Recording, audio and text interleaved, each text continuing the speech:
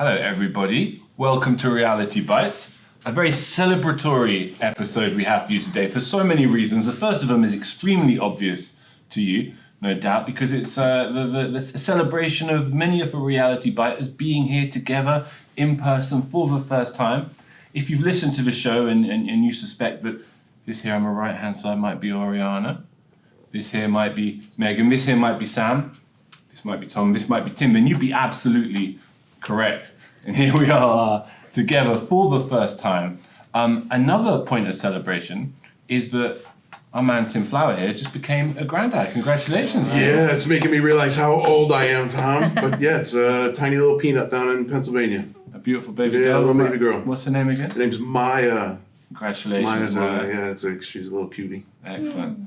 Excellent. We're all in Boston, by the way, at NextThink HQ. It's why we've been able to come together like we have. And the third point of celebration is that something we're going to be discussing further on today's audio-visual episode is that NextThink has just released its DEX certification series, and Megan here was one of the authors of that series, along with Sean, who's a regular Reality Byter, but currently on paternity leave. Speaking of babies, so you get to soak up all the credit. I get to take all the credit for it. All the glory. It was all me. Tell us about it, Megan. Tell us about where people can get to them, what they are. It's really, really exciting. It's on the DEX Hub, so the home of the DEX show. It's a new, first of its kind e-learning course, totally free. It has 5 chapters. You can take one or you can take them all. And they cover a range of topics relating to DEX and learning about DEX at the enterprise. So if you're already working with, let's say, NextThink as a platform or another DEX kind of platform, or if it's just something that you're interested in developing and skilling up your career, this is kind of the place where you can learn about those concepts and about what you need to know to manage, build, and execute a DEX strategy at the enterprise level. So I think it's really cool. It's really exciting. Like I said, it has 5 chapters. It covers setting a DEX baseline, XLA strategy, building a tailored IT experience, the DEX ops team. So what do you need to build to actually run a strategy like this at the enterprise level? And then finally, ideating DEX in the enterprise, which is a fancy way of saying, like, how do you really build and execute that strategy? It's sort of the culmination of all the chapters that come before it. So we've already seen some really good interest in it. We've seen a lot of people signing up, taking the courses, sharing their badges on LinkedIn, which is super cool and we really appreciate. So yeah, I'm super stoked. It was a lot of work getting it out the door, but it's out there. And I'd just say they're wonderful courses. They're fun to do. They're challenging. It's no walk in the park. Yeah, they're not easy. Everybody be aware. But we have, as you say, we've got hundreds of DEX students who have joined us and a few dozen graduates already. So an amazing job, you and Sean. Yeah. And I really recommend everybody checks them out. They can find them, the links all in the show notes for all current certifications that are available. Right. Now, inspired by this good news about the certifications, we're going to be discussing careers, upskilling, and themes like that. And Sam actually had the brilliant idea of everybody starting the show by reflecting upon a time in their career where they've picked up a new skill. Correct me if I have this wrong, Sam. And that new skill has kind of changed the direction of travel in their working life. Is that right? Absolutely. Were you thinking of something? Let's start with you. I can Sam. start. Yeah, We'll take it back to the early days of my career in the field of content marketing. My background was in journalism, and I was always, writing was, some would say, my only skill for a really long time. But I entered the world of B2B marketing with a certain, some would say, irrational confidence in my ability to adapt to this world. I jobs like these types of content marketing jobs that I've worked in, you either enter as a marketer first or a writer first. You're either someone who's very familiar with marketing and you learn how to kind of write to an audience, or you're someone with a degree of writing skill and you learn the ropes of whatever industry you're working in. And I was very much so the latter. And so I learned very quickly that while it was easy for me to kind of learn how to write to a B2B audience, I had basically no idea how a marketing department worked at all, especially in B2B marketing. And so I found myself about a year into my career in a place where I could produce, decent, marketing blog posts, ebooks, all types of content, but I had no idea how to kind of take the next step of my career beyond just kind of managing other writers, sticking very much so in just the editorial realm. And I really what I learned in retrospect was I had no idea what the purpose of any of this content was. And so I kind of took it on myself early in my career, both learning from people internally, but also I did things like a couple of the like courses that HubSpot offers on digital marketing. My company had like kind of an opportunity where you could take certain courses like this. And I kind of just learned the ropes of things that weren't necessarily my specific marketing responsibilities. So I kind of learned like what do the email marketers at my company like do, like what, and that's how I gained kind of like my relatively rudimentary but less than zero like SEO knowledge, things like that. And it really opened me up to a place where once I learned those skills, I was able to kind of step into like a content manager role where I knew the purpose of this content beyond just the ability to kind of produce it. And so I would say that taking that kind of onus on myself to educate, as kind of things like this DEX certification offer, but in the content marketing realm, really was what pushed me to the next level, whereas I would have kind of been stuck doing an adequate job of the thing I was most comfortable with. I thought you were going to say podcasting. So Oh, well, that came naturally. Yes, That the podcasting came naturally. It's a good example, and I think, correct me if I'm wrong, Megan, but the certifications are partly inspired by the HubSpot certifications, which are quite famous and ubiquitous for marketeers. Yeah. We wanted to provide a similar thing for EUC professionals. Yeah. Now, let's hear next from somebody we haven't spoken to yet. Hi, Oriana. Hi. Good to see you. Yeah, it's really great to have the whole group together. It's good fun. And what about this question of career development, new skills? I know you've had quite a sort of heterodox career and study background, right? So I reckon there's going to be an interesting tangent there, perhaps. Not necessarily. That was actually one of the big challenges when it came to this question, because I have been very much in my niche for a while now. I've been very focused on specifically qualitative research methods for about 10 years now. So when I got this question, I was like, well, I love learning new things. I do it all the time. Things that have changed my path, not so much, because I've had a very sort of traditional path for a UX researcher. I was thinking of the psychology, technology. Yeah, but like that's been. But it's been very consistent. So, yeah. So actually, one of the things I thought about was when I was working in IT. So when I started working in IT in college, it was literally just, the job that I was using to help pay for my textbooks and things like that. And I wanted a promotion, and so I learned how to support websites. So all of the student groups and so on, they could have a WordPress website, essentially. So I learned all of the different things you can do with WordPress. I would set that up for them. And I started teaching myself about web accessibility because it's something that I was really passionate about, and also I was getting a lot of questions about it, right? People would come to me for help with this, and there wasn't really anybody who knew about it. So I just decided, okay, I'm going to learn how to do this, and I'm going to become the person who does that. And they gave me the job. I became basically the webmaster for all of the student resources.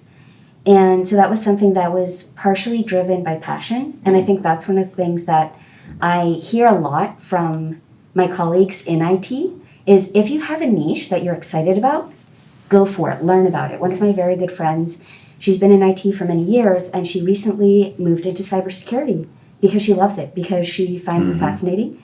And she's just doing a ton of training and courses and certifications. And now she's, going to be a cybersecurity expert. She tells me that means she knows even less now because she knows how much nobody knows about it. But I do think that that's one of the things that I took away from that, and I've seen from other people too. Like if you're in IT, there are so many ways you can specialize and develop your skills. And you should absolutely pursue it. It's really fun. You can do stuff that's, really enjoyable. So that was my takeaway from that. So even though I didn't stay in IT in that trajectory, it definitely opened my eyes to a lot of different things that I hadn't considered previously. It's such a great question, isn't it? Because I think when we all look at our careers, we all find these moments where something unexpected did come along and did absolutely direct that future. And I think I know, Megan, you joined NextThink with a background in sort of the non-profit sector, right? In the charity sector. And so there must have been a change of gear there. Is that what you had in mind for this topic yourself? Actually, no. I mean, I can talk about that. You I stick can. to your plan, by all means. I think what I was going to talk about is the reason why, or one of the reasons why I was able to get the job in NextThink with my nonprofit background, maybe. Sure. But like 5 years ago or so, I got a job at a marketing agency as just a content writer for an SEO team. And I knew the basics of, SEO copywriting, and so that got me in the door. But they had an analytics team that looked at like how does content perform for our clients and how can we make like data-driven content marketing decisions, and I was immediately intrigued. But there weren't a ton of opportunities there for me to go and learn from that team. And I felt a little bit frustrated by that because I could tell that it was kind of like we were talking about. It made me feel curious, and I think that's been my instinct through my whole career is to just follow my curiosity from like one step to the next, and it's given me a really diverse skill set within marketing. So I just went online and found that Google had a free course about Google Analytics. It's not an amazing course, sorry Google, but it gets you the basics to understand your way around the platform, and then I just started asking questions of like, if someone who looks at this page, what other pages would they most likely look at? This piece of content. And I just slowly, over the course of like 4 years, got an understanding of how to use Google Analytics to, get that deeper knowledge and be able to make data-driven marketing decisions. And I think that's part of the reason that I ended up as the content strategist at NextThink. And then since coming here, we have so much more data available to us than it was available to me in the nonprofit space where they have no money. And so Google Analytics is a free tool. That's the only one you use. Here, we have all sorts of resources available to us to make those data-driven decisions. And I think I've really been able to grow in the last year in terms of my ability to do that. But I think it was just following my nose, following my curiosity, and like looking for that opportunity to learn more, and then just deciding to go for it, even if nobody at my work at the time was saying, hey, we want you to do this. No, I wasn't being asked to do it, I just did it of my own volition. And it took a couple of years for it to pay off, but now it did. So, yeah, that would be my story. Good advice in there for the young people listening today. There you go. Not to get on my soapbox, but. And speaking of young people, Grandad. It's no insult. I mean, that's a literal. It's actually my first commentary because is. being a granddad is a lot like looking back at a 35-year career. You realize how old you are. I can go back. I started my IT career in 1988. I won't ask how old each of you were in that was the year I was born.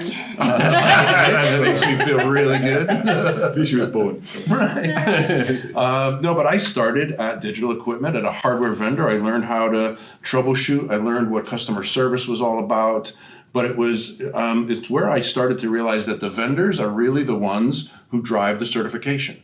Right, you get a certification, and my first trainings were in the DEX hardware, but then I went into Novell networking, and I got my certification in Novell, and that allowed me then to, when I got tired of the rigor of being in field service, to be able to jump to one of my customers who was implementing a Novell network of their own. So I went to the Hartford in 95. So I was able to then change my point of view from servicing lots of customers in a given area to now focusing on just my employer. How do I support 30,000, 40,000, 50,000 PCs and bring in new automation? So each time we looked at automation, whether it was SMS or Altiris or Ghost or semantic antivirus, you've got to learn new technology, and what better way to really learn it but to force yourself to get certified on it. And now you can prove that your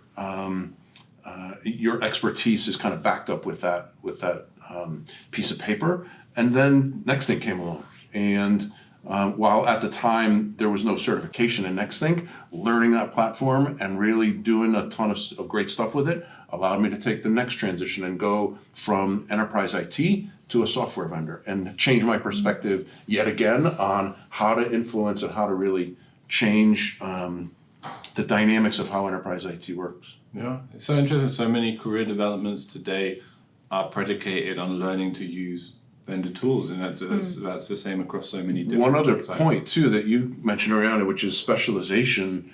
What I saw at Hartford was there were people who were specializing in the DEC mainframe environment and chose not to advance, not to go to the new technology, and they became dinosaurs. If you specialize for too long and you don't change and adapt and move, you're going to go the way of the dinosaur, right? The IT is always learning, always evolving, and that's why I love certifications for us. It gives IT people another opportunity to broaden out and get certified in an area that's maybe not focusing on the technology, but how to operationalize the technology, how to make the most out of it.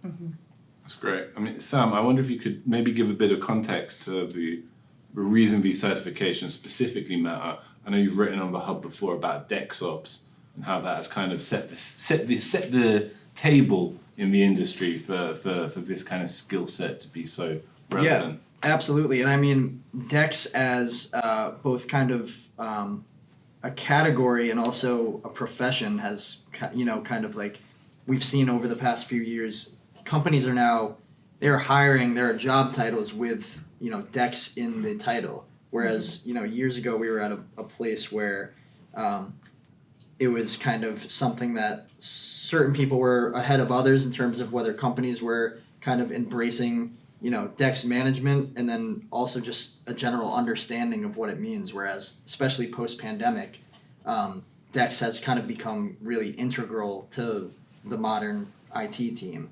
And so we've seen that reflected both in kind of the way we talk about IT, but also in kind of the job market itself. And so I think for young IT professionals, a lot of, any IT leader that I've spoken to, whether it's for an interview on the DEX Hub or just internally when we ask them, what should young IT people kind of be doing? And whether they're talking about DEX specifically or not, the idea of kind of looking ahead to what is the future makeup of an IT team and what are the skills that these people are going to be doing, because they are very different than they were 10 years ago. We talk a lot about kind of the anxiety around what technology is going to replace and not replace. What's the next big thing? Yeah. And and people, whether it's in IT or, as a writer with things like ChatGPT, basically everyone's like, am I about to get replaced by a robot in the next 5 years? But the reality is more so that technology is basically handling certain kind of responsibilities of 10 years ago's IT team, whereas now there are all these kind of, new skills because of the way the workplace is. And so the younger IT professionals specifically, the more they can kind of predict what those things are going to be 5 years from now and kind of understand the trends around both DEX and just kind of the broader makeup of kind of the future IT team, the more they can educate themselves on those things now. And especially if they have, something, whether it's the DEX certification or something kind of official that whether it goes on their resume or whatever that lends some authority to it, those things are only going to be like the value of that is only going to like compound moving forward. And they could be universal. A lot of the things that I've written about in terms of operationalizing NextThink are founded on operationalizing earlier technology.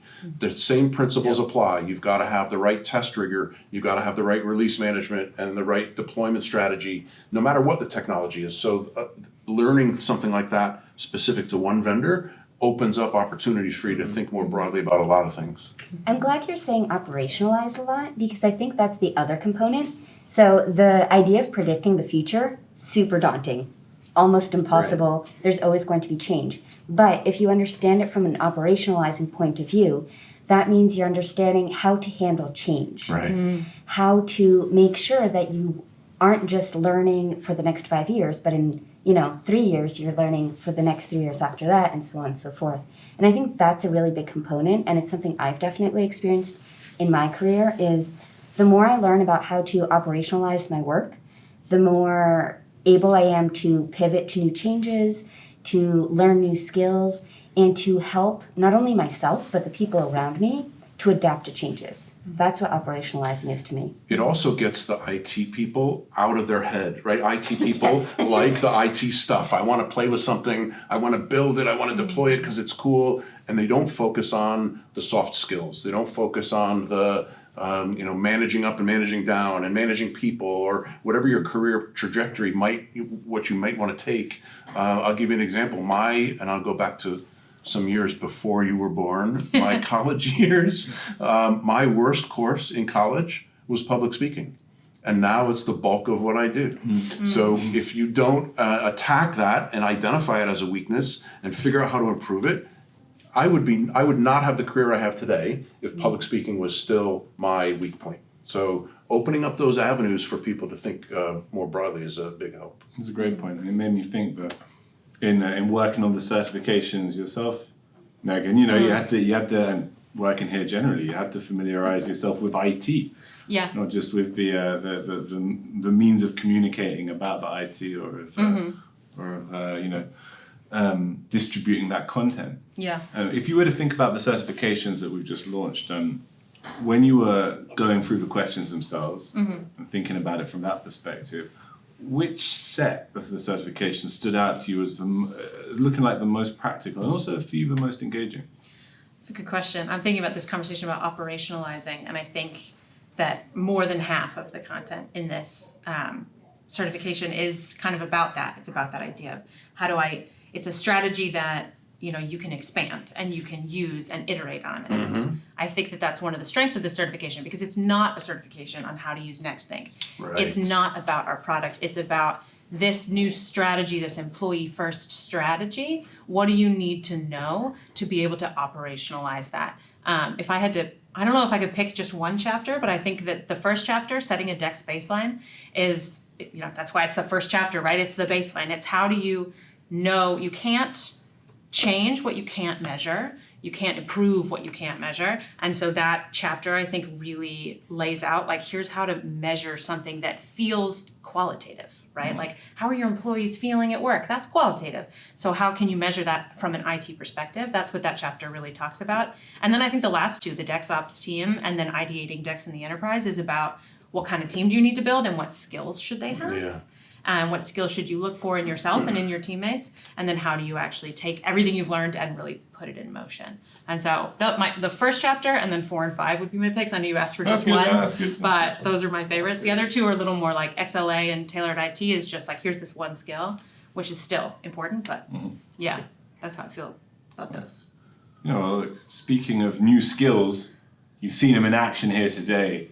Our audience has, we're not used to doing these audio-visual podcast, but I think we've done a decent job of it. And before we go, I want to say shout out to Sean, shout out to Dina, who can't variously be here today. I hope they can, both do video pods and be with us in the flesh sometime soon.